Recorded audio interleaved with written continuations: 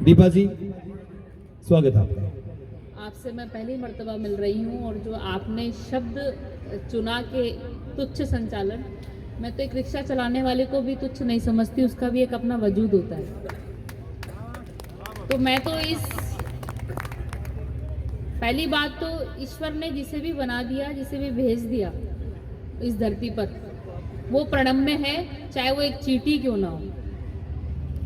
बहुत सुंदर भाव है आपका, बड़प्पन है।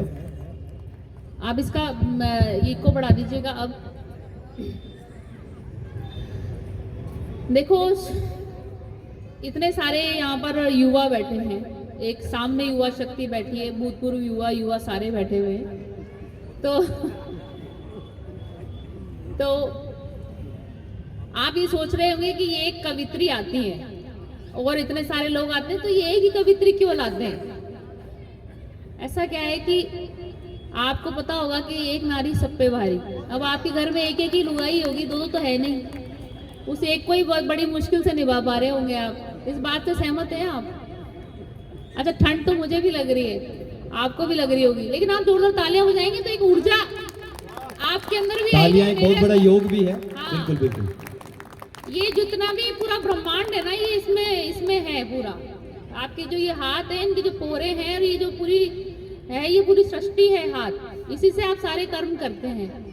अब मैं आपको आध्यात्मिक इसका वो तरीका बताऊं कि क्यों एक कवित्री और श्रृंगार और प्रेम हम लेकर आते हैं। आप कहते हैं प्यार मोहब्बत की बातें करके जाते हैं कि ऋषि मुनि गंधर्व पशु पक्षी फूल सब जिस क्रीड़ा से उत्पन्न होते हैं वो प्रेम है, उसके बिना कुछ भी नहीं है। अगर आप यहाँ सामने बैठे हैं तो आपके माता पिता में प्रेम होगा, तब जाके आप यहाँ विराजमान हैं। तो हमारी तो ये महत्ता है, इसलिए हम श्रृंगार और प्रेम जो है जीवन का और सृष्टि का मूल आधार है, इसलिए कवित्रियां बुलाई जाती है। इसलिए हम इस जो सृष्टि में जितनी भी नफरत है उसको छोड़ करके हम प्रेम बांटने आते हैं। बहुत सुंदर भाव।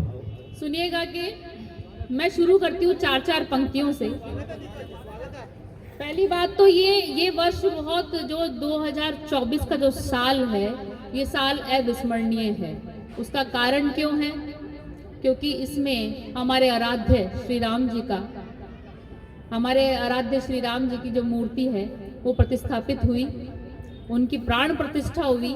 तो मैं सबसे पहले काव्य पाठ शुरू करने से पहले, ये जयपुर की नगरी है, आराध्य अपने जो गोविंद देव जी हैं और जो श्री राम हैं, उनके चरणों में सबसे पहले अपनी पंक्तियां रख रही हूँ। आप स्वागत कीजिएगा जोरदार तालियों से। शुरू।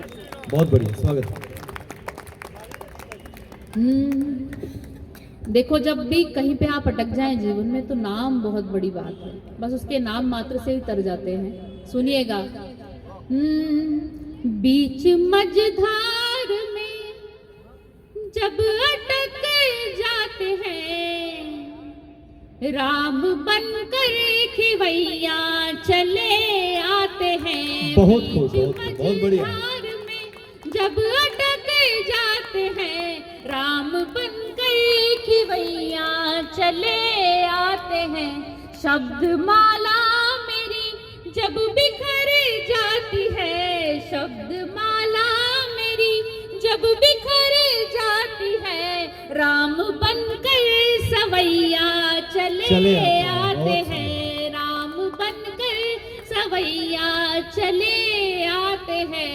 और जब आप श्री कृष्ण जी को देखते हैं और जब राम जी को देखते हैं, वही श्यामल मूरत राम जी की है और वही श्यामल मूरत कृष्ण जी की है। अगली पंक्ति आपको सौंप रही हूँ, आप तालियों की गड़गड़ाहट से सुनिएगा कि राम बनकर सवैया चले आते हैं, प्रेम के भाव से देखती हूँ उन्हें। जब गोविंद देव जी के दर्शन करने जाती हूँ तो क्या दिखता है, और जब राम जी के अयोध्या दर्शन करने जाती हूँ तो क्या दिखता है? सुनिएगा, प्रेम के भाव से देखती हूँ उन्हें, प्रेम के भाव से देखती हूँ उन्हें। राम बनकर कन्हैया चले आते हैं, राम बनकर कन्हैया चले आते हैं। बीच मझधार में जब अटक जाते हैं, राम बनकर खिवैया चले आते हैं, राम बनकर खिवैया चले आते हैं, राम बनकर खिवैया चले आते हैं। जय श्री राम, जय जय श्री राम, जय जय श्री राम, जय जय श्री राम। बहुत बहुत धन्यवाद। आप संख्या में कम है, परंतु एक चुटकी भर सिंदूर की कीमत हम जानते हैं। सूर्य उपाध्याय जी बोल रहे हैं हम भुगत रहे, हम भी जानते हैं। अभी देखो सूर्य उपाध्याय जी बैठे हैं और इनके पास में ये अमित जी बैठे हैं। ऐसा लग रहा है गुलाब जामुन के पास में मोटा सा रसगुल्ला बैठा है।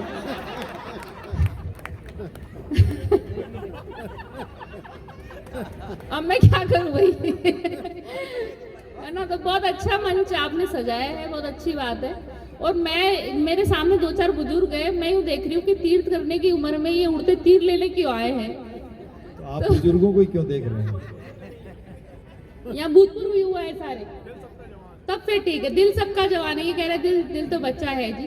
दिल से याद आई एक बात मेरे को महेश जी, दिल से एक बात मुझे याद आई कि अमेरिका ने इतनी प्रगति कर दी, विश्व के सारे देशों ने, 212 देश से ज्यादा देश हैं, तो उन्होंने सबने प्रगति कर ली।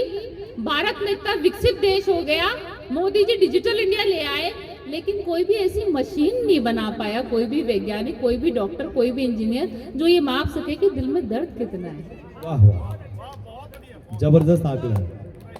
तो दिल में दर्द कितना है ये मापने की मशीन नहीं है। और 4 पंक्तियां आपको सौंप रही हूँ, अगर आप तक पहुंचे तो तालियों से सुनिएगा, और एक आप ताल से सुनेंगे तो मुझे ज्यादा अच्छा लगेगा, क्योंकि मुझे ऐसी हैबिट में नहीं है, मेरी आदत में नहीं है, क्योंकि हमको वो तालियां चाहिए होती, यही हमारा भोजन है। तो आप मुझे भूखा मत मारिए, मैं आपकी अतिथि हूँ। जबरदस्त, तालियां तालियां।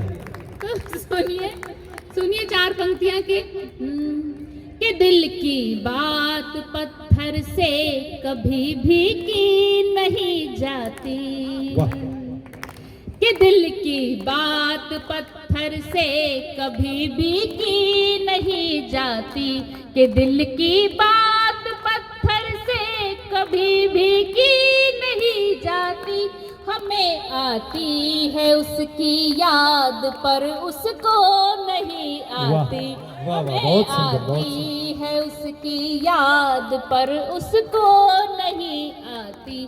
तड़प कर मोम तो पिघली मगर पत्थर नहीं पिघला। भटनागर जी कुछ लोग बहुत संगदिल होते हैं। तड़प कर मोम तो पिघली मगर पत्थर नहीं पिघला। समझ आती है जग को बात बस उसको नहीं आती, समझ आती है जग को बात बस उसको नहीं आती, कि दिल की बात पत्थर से कभी भी। आभार, बहुत अच्छा सुन रहे हैं आप, बहुत अच्छा है। आप जितने भी हैं बहुत मेरे लिए बहुमूल्य हैं, जो शेष है मतलब विशेष हैं, अब तक शेष नहीं, आप जुड़ रहे हैं। तो और सर्दियों का मौसम है, आप कहें तो मैं 4-4 पंक्तियों की 2-4 शायरियां आपके सामने रख दूं। स्वागत है। अगर आप जोरदार तालियों से मुझे आह्वान करेंगे तो मैं सुनाती हूँ। बहुत बढ़िया। सर्द मौसम है तो सर्द मौसम में मैं आपकी जानिब से अपने लिए एक शेर पढ़ देती हूँ आपकी तरफ से। और पहले तो भटनागर जी ने मुझे बड़े इसरार से बुलाया है। आज मेरा प्रोग्राम धौलपुर था, लेकिन मैंने जो कमिटमेंट कर दिया मैं वहीं पर हूँ। औरत तो जो कह देती है, तो सत्यवान जो सती होती है वो अपने पति के प्राण के लिए जब ईश्वर से लड़ सकती है तो वो अपनी बात के लिए तो कुछ भी कर सकती है। जबरदस्त। तो भटनागर जी ऐसा 4 पंक्तियां मैं आप ही के लिए पढ़ रही हूँ। लो, आपकी वाइफ आई है यहाँ पे? ये पहले बता दो। आइए आइए भाभी जी, मुझे माफ करना, सिस्टर समझ के साड़ी लेने आ जाऊंगी मैं। देखो इन्होंने मेरी जो फोन पे बात हुई, उन्होंने कहा दीपा जी आना पड़ेगा, तो मैं सुनना आप 4 पंक्तियां। बड़ी प्यारी वाइफ लाए हैं, बहुत बोली है। देखो क्या कह रही, पढ़ो आप तो। तो सुनिएगा कि चंद लम्हात की खातिर चले आए, वाह कीजिएगा, कि चंद लम्हात की खातिर चले आए, एक मुलाकात की खातिर चले आए, और यूं तो जाते नहीं हम किसी दर पर, और यूं तो जाते नहीं हम किसी दर पर, एक तेरी बात की खातिर चले। क्या बात है, क्या बात है, क्या बात है। ये तो ताजा बनाई है, पहले बता रहा हूँ। ताजा से याद आया, मुझे जलेबी नहीं बनती मुझसे। जलेबी तो बना रहे थे ना हरियाणा में, उनसे बनती थी। मेरी सास ने बोला बेटा जलेबी बना ले। मन की बड़ा बड़ा हलवाई कौन बना पा रहा है, मने क्यों कह रहे हो? तो जलेबी मेरे से कौन बनाए। जोरदार तालियां से सुनो आप, अच्छा सुन रहे हो आप। तो ठंड का मौसम है, सर्दी का महीना है। मैं आपकी जानिब से अपने लिए एक शेर पढ़ रही हूँ, आपकी तरफ से। सुनिएगा कि ये भी एक तरीका है खुद की तारीफ करने का। सुनिएगा कि आग है मैं है मीना है, कि आग है मैं है मीना है, वो लड़की धूप जरीना है। जरीना होता है दर्पण और जिसपे रोशनी पड़ती है, कि वो लड़की धूप जरीना है। मैं सर्द दिसंबर सा हूँ यारो, मैं सर्द दिसंबर सा हूँ यारो, वो गर्म शॉल पश्मीना है। क्या बात है, क्या बात है, बहुत बढ़िया। बहुत बहुत शुक्रिया, बहुत बहुत धन्यवाद। और देखिए ठंड पड़ रही है, तो ऐसा है कि गरीबों के लिए भी कुछ कीजिए, है ना। जो यतीम हैं, जो सड़कों पर हैं, जिनसे ये दिन नहीं गुजरते जब ये जाड़ा पड़ता है। 4 पंक्तियां आपको सौंप रही हूँ, बहुत नाजुक पंक्तियां हैं, बहुत संवेदनशील एक संदेश है कि हमें क्या करना चाहिए जब ये मौसम परिवर्तन होते हैं, तो एक मानवता के नाते 4 पंक्तियां रख रही हूँ, सुनिएगा कि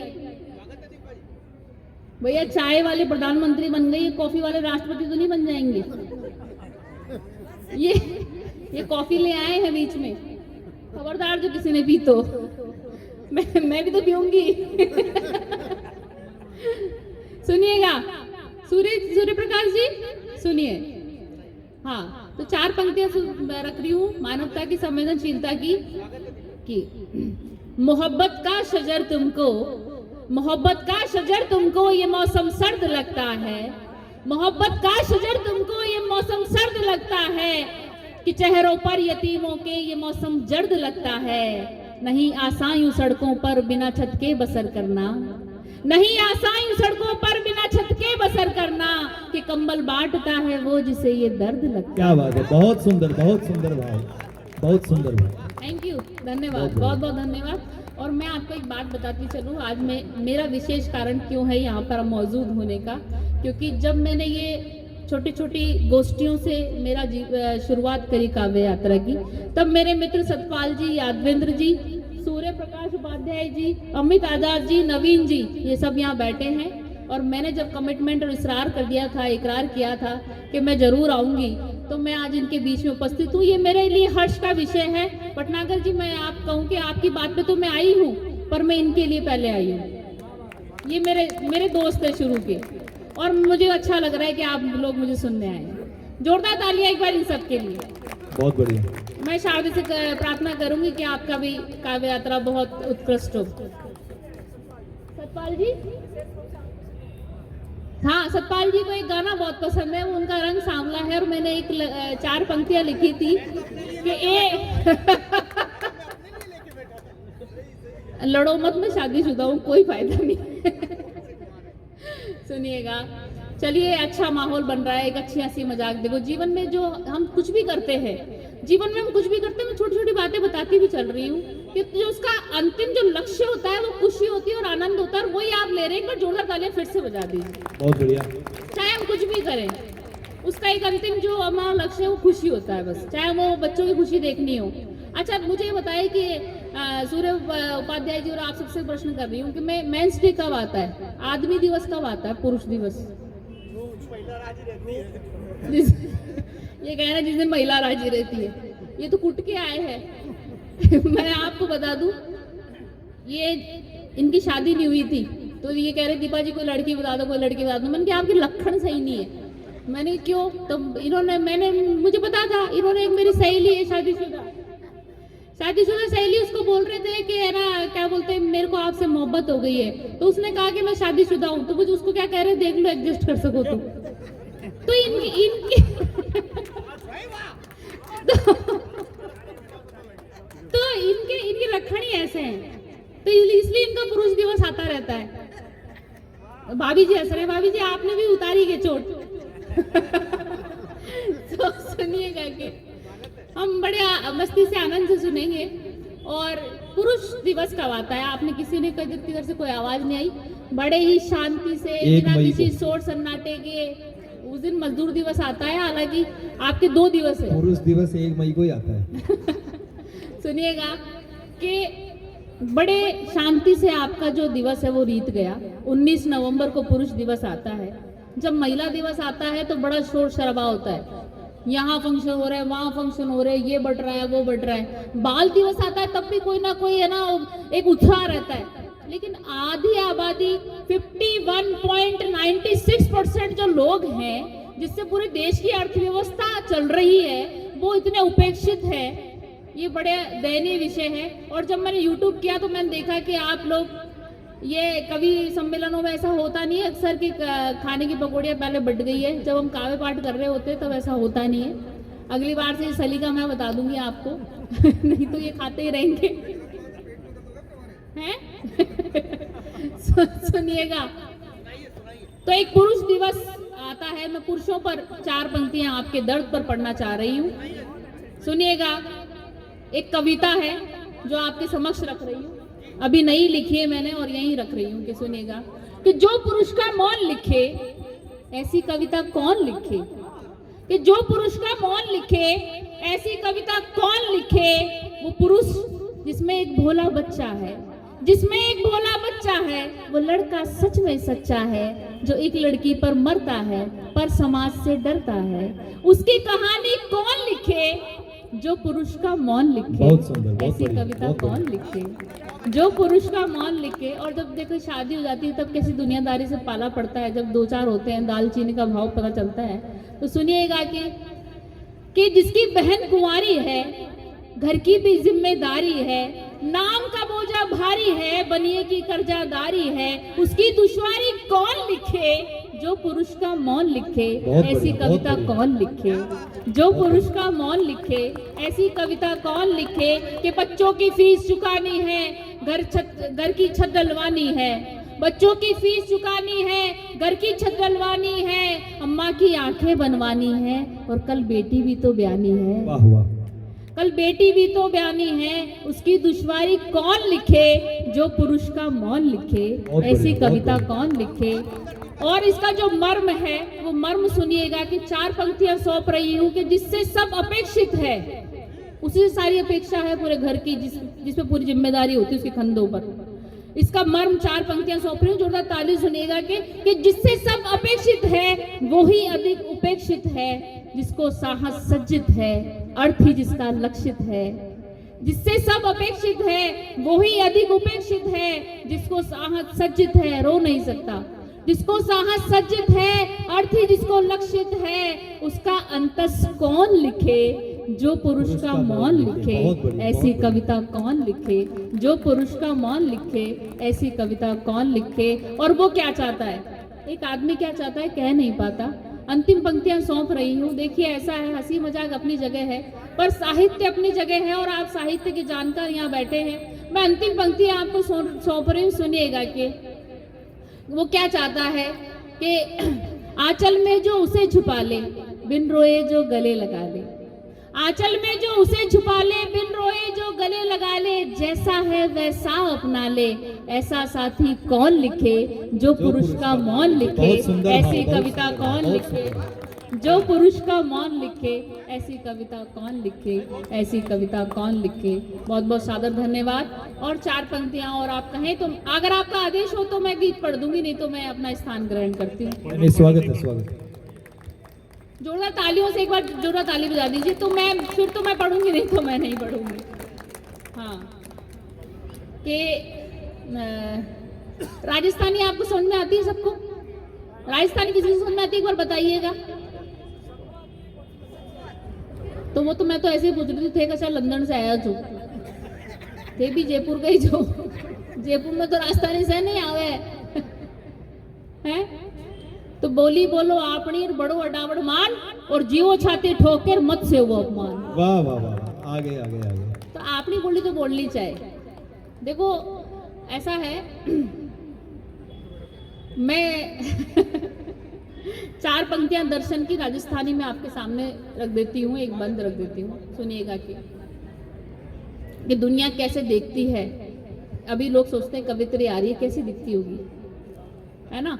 4 पंक्तियां दर्शन की सुन रही हूँ मैं आपको प्रेषित करती हूँ, सुनिएगा कि म्हारो मनड़ो, ये आत्मा के स्वरूप को मैंने अंगिया का स्वरूप दिया है, उसको आप ऐसे ही लीजिएगा।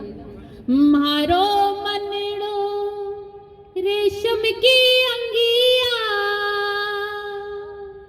अंगियारी तणिया कुण खोले, मन के भेद कौन खोले। म्हारो मनड़ो रेशम की अंगिया, अंगियारी तणिया कुण खोले, दुनिया तो दारी मुखड़ो निरखे, दुनिया तो दारी मुखड़ो निरखे, मनड़े सु मनड़ो कद बोले। बहुत सुंदर। दुनिया तो दारी, बहुत बहुत आभार। मुखड़ो निरखे मनड़े सु मनड़ो कद बोले। और अगली पंक्ति श्री राम जी को समर्पित है कि सुनेगा। एक वचन में सब तज दीनो, एक वचन में सब तज दीनो, वचन बंध्यो बन बन डोले, एक वचन में सब तज दीनो, वचन बंध्यो बन बन डोले। और अपनी लुगाई सबको खाली लगती है और दूसरे की बहुत प्यारी लगती है। सच्चाई। बच्चे तो अपने अच्छे लगते हैं, लुगाई दूसरे की अच्छी लगती है। मैं कहती हूँ आपको पत्नियों से प्रेम करो, लेकिन खुद की होनी चाहिए। अगला बंद सौंप रही हूँ आपको, सुनिएगा। अगला बंद सौंप रही हूँ, सुनिएगा कि खुद की नार से मुखड़ो मोड़े, खुद की नार से मुखड़ो मोड़े, परले की नार पे मन डोले, खुद की नार से मुखड़ो मोड़े, परले की नार पे मन डोले, मारो मनड़ो रेशम की अंगिया, अंगियारी तणिया कुण खोले। बहुत बढ़िया, बहुत बढ़िया, बहुत सुंदर। बहुत बहुत आभार, बहुत बहुत धन्यवाद।